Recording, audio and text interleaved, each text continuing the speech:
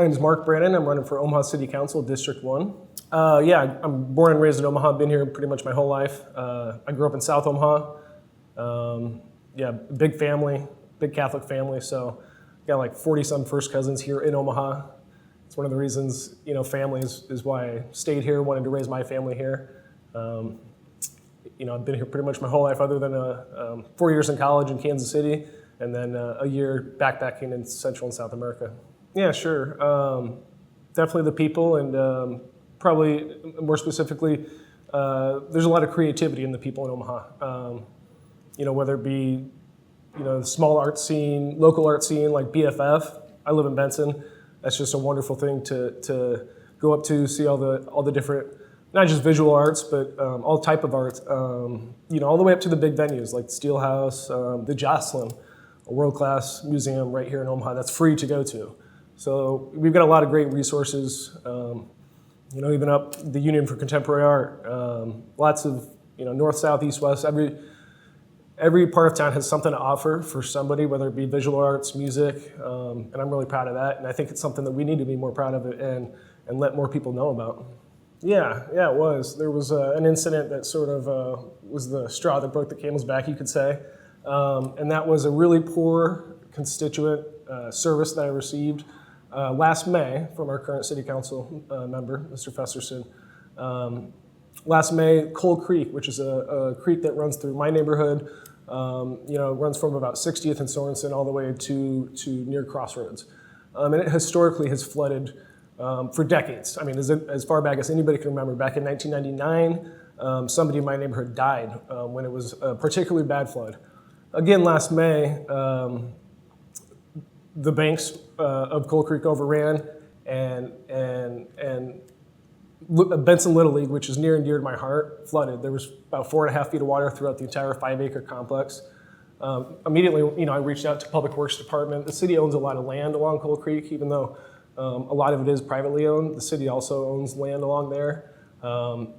Also, there was environmental concerns about the safety of volunteers cleaning up at that site. Of course, our kids playing there. Ultimately, I was very dissatisfied with the level of service that I got from not only the people within the different departments, but particularly from my current city council person. After months and months of research, I realized that back in '99, the city of Omaha and the PAPU NRD entered into an interlocal agreement and they got money for a FEMA-funded hazard mitigation study to say, hey, how can we avoid this in the future? And some of those things that were recommended by the engineers, the FEMA-funded study, particularly replacing the culverts that run underneath the streets, because they said these are not engineered for the type of rainfall that we receive regularly. And so if you don't fix these, make them bigger, directly upstream of those culverts are going to be adversely affected in the future. Some of those culverts were replaced, but not the ones in my neighborhood. They were back for years. They were in the CIP, the Capital Improvement Program for the city, which is as we lay out projects for the next 5-6 years. So they were slated to get done. And what I found out in a meeting with Mr. Festerson, and this was something that he didn't know going into it. Again, I was helping him learn about the situation, but Public Works said that those projects were deprioritized. So when we talk about historical disinvestment, that's something that still goes on to this day. It really didn't sit well with me, messing with the health and safety of my kids and kids I care about, kids I coach, and the lack of concern from that moment moving forward. Still, there's a lot of issues surrounding Coal Creek that have not been addressed, and I just didn't find it acceptable. Sure, yeah, to me, I think there's two main roles as a city council person. One is the budget. The mayor proposes the budget, but it's up to the city council to listen to the constituents and amend the budget as they see fit, but also on top of the budget, taking care of constituent concerns. You're the direct contact to the community, and that's one thing for me. A lot of people don't know city councilors in Omaha get paid $44,211 per year with benefits. health insurance, retirement benefits. So that is more than the median income in Omaha, but none of them treat it as their full-time job. They all have another job that they make more money off of. And to me, the problems that Omaha faces, the challenges that we need to solve, they need somebody who's willing to treat this as a full-time job, be there down at City Hall, be out in the community, host open office hours. That's something I've been committed to, is not just for my constituents, but for everybody in the community. I will be posted down at 1819 Farnham weekly. I will post those hours, and I will welcome the community to come and share their concerns with me, because frankly, a Tuesday afternoon, when you have to stick to specific topics, isn't enough to, it's not enough constituent care. It's not enough, we're not receiving enough public input. Yeah, addressing the housing issue here in Omaha, not just the affordability crisis, which I think everybody's well aware of, whether you're trying to buy a home or rent a home or rent an apartment. Things have gotten a little out of hand. But on top of that, the safety issue. It's been a big issue for me for more than a decade. We don't have enough code inspectors. We only have about 15 code inspectors for about 92,000 rental units in the city. So the math just doesn't work out. And there's a reason why we have situations like Yale Park or City View. Again, I said this has been an issue for me for more than a decade. One of my first jobs out of college was working at Habitat for Humanity for about 5 years, working in the Family Services Department. So working alongside families that were getting ready to buy Habitat homes, teaching homeownership classes, teaching financial classes, getting them prepared to be successful homeowners.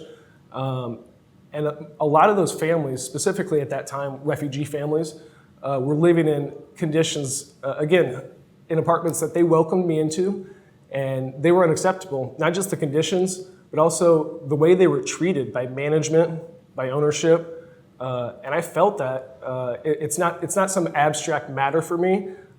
These people are my friends, and it was affecting their health, their safety, and it's something that needs to be addressed with urgency. And my opponent and anybody that's been on the city council for a while is really proud of the rental registration that was passed in 2019. But frankly, it has no teeth. It needs to be amended. I think every so often, those stories in the news are a proof of that. And it's not just those big complexes they're not the only problem. It's houses throughout our community, in my neighborhood. And then also, I'll tell you one more thing, Paul. There's a lot of property owners, when that passed in 2019, they said, screw it, I'm not following the law, and I'm not going to register my property. And so, and the planning department has a map online, so you can see which properties are registered. And then again, you can quite simply cross-check those to the crappiest looking houses in your neighborhood, and then a lot of times it's those landlords that said, hey, I'm not gonna register my property because I don't want to follow the law. I don't want those inspectors coming in because I don't want to have to make those necessary repairs to protect the health and safety of people. And it's not acceptable.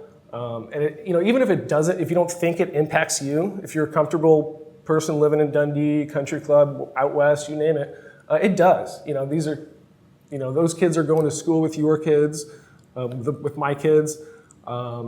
It's a real tragedy. It's something that is long overdue. And my opponent constantly points to his steady leadership as evidence as to why he should be elected. But to be honest, a lot of these problems that we face as a city, he's been in office since 2009, Obama's first year in office.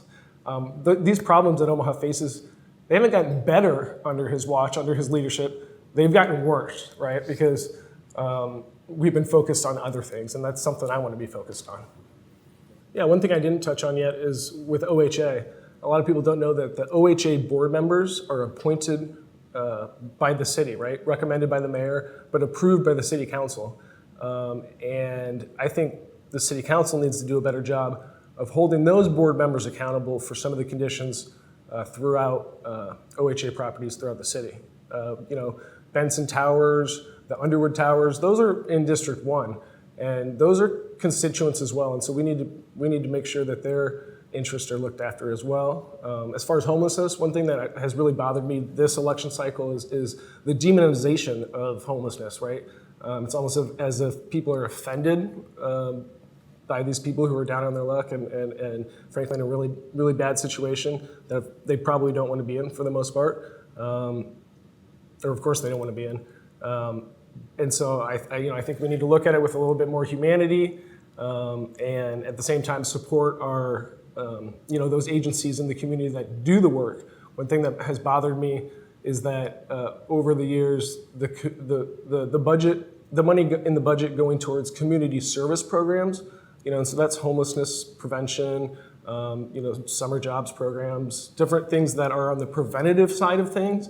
That used to be at about $6 million a year, even under Stothart's administration, and that's dropped to about $3 million right now. So we can't expect better results when on that front end we're not investing, right? And that frankly provides a great return on investment, programs like that. When it comes to public safety, there's a couple things I want to talk about. First off, last year we had 59 traffic fatalities in Omaha. It was the highest year on record. And this year we're on pace to break that. So that's public safety. Those are pedestrians, people in vehicles that are, family members, friends, family members that don't make it back because, frankly, it's dangerous to drive on Omaha streets. And there's stuff we can do about that. Even small things like painting better crosswalks. You go to other cities, you notice that they take better care of maintaining those small things that do make a difference. Also, with regard to public safety, I know that we need to invest more in our mental health co-responder program. So when mental health is a contributing factor to a call, ideally you would have a mental health professional go along with a sworn duty police officer to help diffuse the situation, get that person who's in crisis, get them compassionate care that delivers better outcomes for them, for society as a whole. That unit gets over 10,000 calls per year, but because there's only 7 of them, they can only respond to less than 2,000 of those calls. And we know that program saves the city money. The mayor said that, the chief of police has said that. So if it saves us money, but we're not serving everybody that needs it, why wouldn't we invest more in that program to save more money down the road for everybody? It just makes sense to me. And it's, and then that's one thing that bothers me is politicians, frankly, like to point out the good, but if you're not discussing the full situation and be honest with people, then you might not be lying, but it's a half truth. So, one thing that's always bothered me is one of the programs that the city had for their ARPA funds was to distribute it to hotels under the hotel stimulus program. It was about $5 million, quite a chunk of money, but that money went to the hotel owners to compensate them for lost income during the pandemic. But again, those owners were compensated in many other ways, whether they be the Paycheck Protection Program or from the federal government directly. They really did not need that money, especially considering a lot of the owners of those companies were, companies that, have a portfolio of hotels all across the country, all across the world in some cases. And so I would have liked to see that money go more, stayed in Omaha. Just think what we could have done with $5 million if we put it towards small business development or, enhancing the arts, you name it, nonprofits. There's a lot of things that would have had a better impact than what we did. And I think it's an example of the top-down approach that we have here in Omaha as far as economic development. If you look at my opponent, who supports him, who has donated and funded his campaign, it's people who have business in front of the city, developers, unions, wealthy individuals. That's not the case with my campaign. I'm proud to say that the average campaign donation was well under $100, funded by family, friends, community members that believed in me and believed in a different approach to leadership. Yeah, you know what? I wouldn't mind talking about the coal plant. That's just another example of short-sighted decisions that our city leadership makes, right? If you look back at news articles at the time when Facebook and Google data centers were being built, that was something that our city leadership, the person I'm running against, our mayor, were really proud of, that we were bringing those companies here to use our water and use our electricity. And if you look at how much electricity, how many megawatts those data centers use, Well, that is the reason why we can't close the North Omaha coal plant, and why promises were broken, and it's just unacceptable. So, like I said, a lot of times we make short-sighted decisions based in the interest of a few, but then in the long term, it has a negative impact on the many, and that's what I want to get away from. Yeah, another piece of the equation is with the officer shortages, our city leadership has really worked on getting lateral transfers, which is police officers from other communities to transfer here. I don't think that's the smartest thing to do, Paul. If you're going to try and fill that shortage, I would rather focus on. Again, we've got a lot of capable people in our community, throughout our community, that aren't well represented in many positions in the government, and whether it be the police department or whatnot, public works, you name it. But so better representation, certainly. Frankly, I think that the city council has done a very poor job at gathering public input and being transparent, not just in recent projects, but for a long time. Over the past decade or so, I've gone before the city council more than a dozen times. Hauling my kids down there. I was a stay-at-home dad for a while. Bringing their toys along with me so I could go speak my mind and hope that it could be heard. But frankly, it's often, and if not always, ignored. And it's not just me, it's every person that wants to go up there. One thing I'm committed to is open office hours down at City Hall 2 times a week, not just for my constituents, but for the entire community, people that want to come down and talk on any matter. That's one thing with the city council, you can only speak to the topics on hand. And so if you really want to make a point and speak to your city council person or the entire body, it's difficult. You have to state of those topics. And there's other issues that need to be addressed. And I've tried to reach out to not just my city council person, but every one of them at various times in the past. And it's difficult. They're not in their office. They have all got different other jobs that is bringing home the bacon. And it's tough. If you're not in a position of power, it's tough. They don't get back to you in a timely manner. And frankly, you're not given the respect or the dignity that you deserve. I felt that. I dozens of times I've gone down and spoken to city council on a variety of issues and been ignored on just about everything. And been proven right about some of those things, over time, which feels good about, but you wish they would have listened in the first place. And that's the type of city council person I want to be. I'm an independent. I'm the only independent left in the race. And that's one thing I think is an advantage. I think I can reach both sides of the aisle, bring them together on certain issues. We talked about environmental issues. Omaha really missed the boat when it comes to the climate action plans that or the programs that the EPA. There was a lot of money available that was distributed to cities and states that applied. We made a climate action plan, but then we didn't apply for an implementation grant, and that was a lost opportunity simply because one side of the aisle didn't want to commit to it. But to be honest, the Democrats did a poor job of convincing the other side of the aisle, the Republicans who voted against, who were against going after the implementation grant, convincing them and their constituents that this was a good idea for everybody. And so you've got to speak their language, frankly. And it was fiscally irresponsible for Omaha not to go after those grants. And so you've got to, instead of pounding the environmental issue on, we've got to save the planet, I think you have to speak their language to make progress. And so, if you start going on KFAB and saying, hey, this is fiscally responsible to plant more trees in Omaha, and here's why, we can get some of that stuff that needs to be done. We can make progress on it. Yeah, Paul, we are in a mental health crisis here in Omaha, and it's a sad, unfortunate fact. Again, like I said before, this is something that has not gotten better under current city leadership, which is one of the reasons why I decided to run. Like I mentioned, the mental health co-responder program, of course, that needs to be funded in a better manner. One thing that nobody's brought up, it's a sad fact, is that the largest mental health provider in our city is the county jail, right? Because the number of people that are in there right now who suffer from, a variety of mental health issues.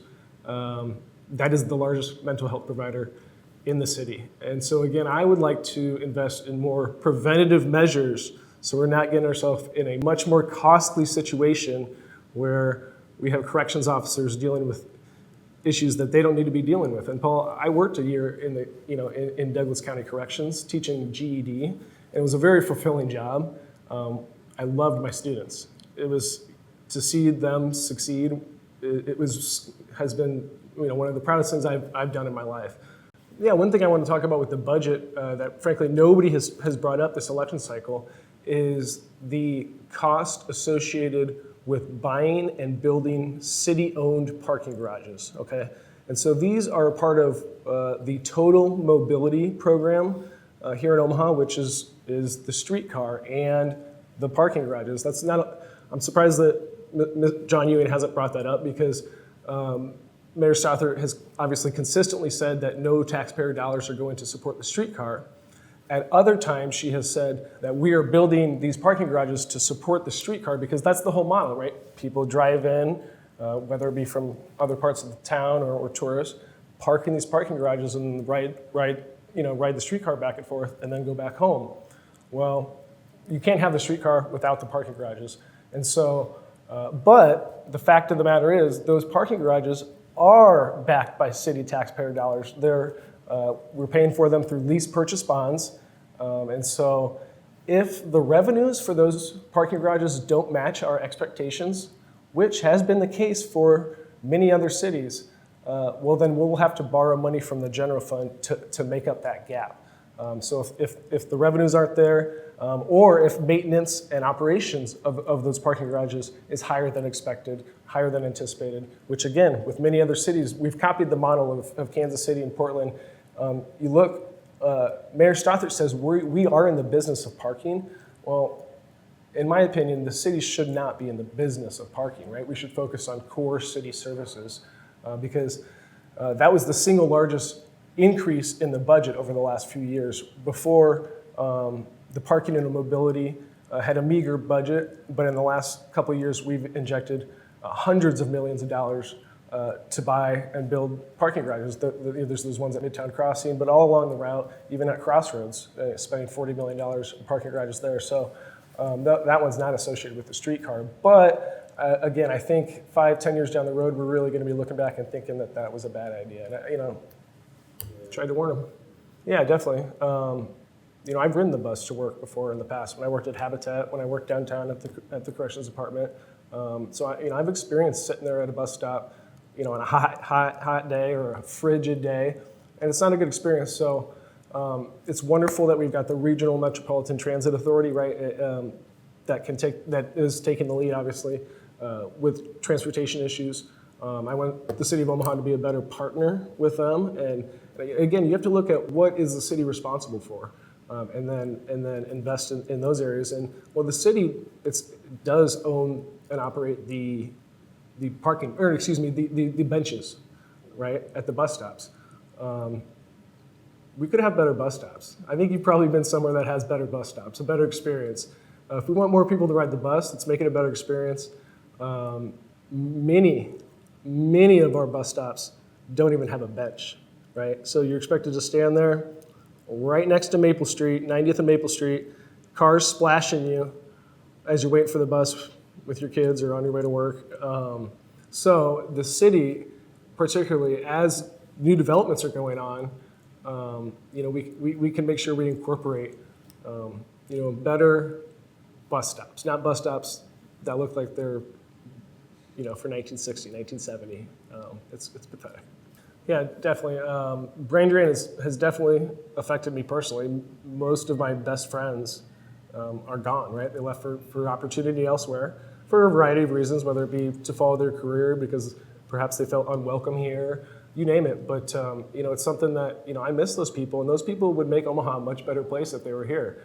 Like I said, I think the creative scene, the grassroots creative scene here in Omaha is one of our gems. One thing that we need to invest in, one thing that we need to support, and I think that would be one thing to combat the brain drain that has existed for a long time.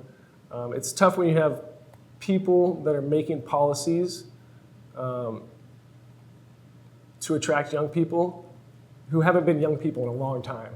So they're really missing the mark on a lot of things that we need, and it's unfortunate. Another thing that is really unfortunate is that Omaha, one of the strengths of Omaha used to be that it was affordable, right?